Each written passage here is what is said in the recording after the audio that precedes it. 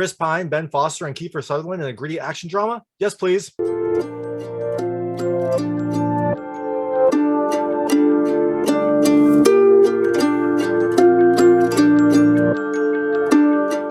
everyone, this is David Stark from Watch or Pass, and then I'm going to do a 5-minute review about The Contractor, which came out on April 1st, 2022 in theaters, digital, and on demand. So my 5-minute reviews mean I'm going to talk about the film for 5 minutes, and I'm going to turn it off at 5 minutes no matter where I am. So The Contractor is a Chris Pine, Ben Foster, and Kiefer Sutherland action movie that is surprisingly good. My hot take is I actually think you should watch it. I really like that it had understated action and some good action sequences, lots of intrigue, and a really regal kind of understated Chris Pine.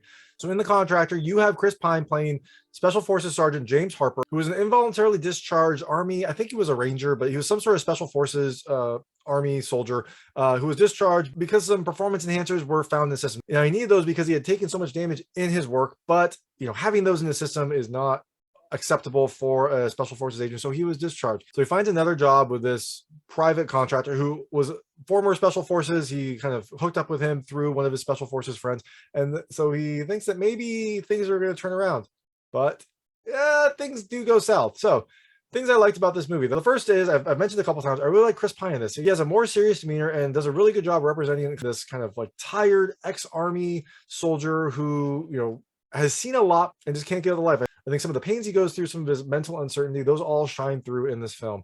The second thing I really liked are the untold aspects. There are some scenes involving some backstory and some characters where things are just kind of hinted at, and I really love that in a film. If like there was one character at some point who has committed suicide, and no one really mentions that. It just kind of goes unsaid, and this feels like it might be kind of how it would be in this world. Like, you wouldn't say that person killed themselves, but you would kind of say something that implies it, and everyone would knowingly kind of nod. I really like that they portrayed things like that in this film, and that they kind of left those things unsaid.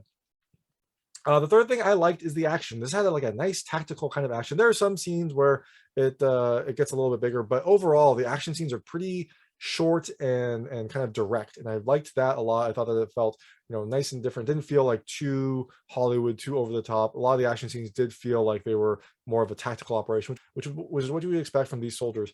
And the fourth thing I really liked are the cinematography. There were some really good shot choices and camera angles and some really nice slow tracking shots. It really kind of helped keep you invested in the characters and keep you invested in their plight, especially when the mission goes south.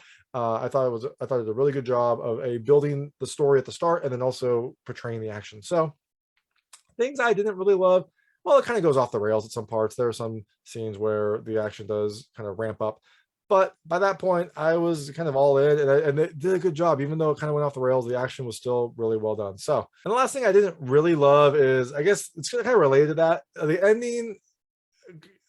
Spoilers. Chris Pine's character basically kind of comes back with no consequences. Like, he has taken out someone internationally. He has then taken out like a bunch of soldiers domestically because they were bad people and they betrayed him.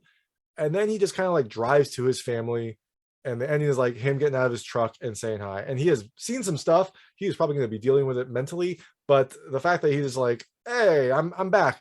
I thought that didn't seem, I thought that was a little bit too perfect of an ending, like the kind of like happy family reunion ending, where in reality I don't really know what would have happened, but it probably would have ended well. So but you know what, that's not a big deal because the film itself is really great up till then. And that is The Contractor. It's coming to theaters, digital, and on demand on April 1st, 2022. And thanks so much for watching. If you like this review, please like and subscribe to this channel. It helps me out a lot. Make sure all my new content goes straight to you. Thank you.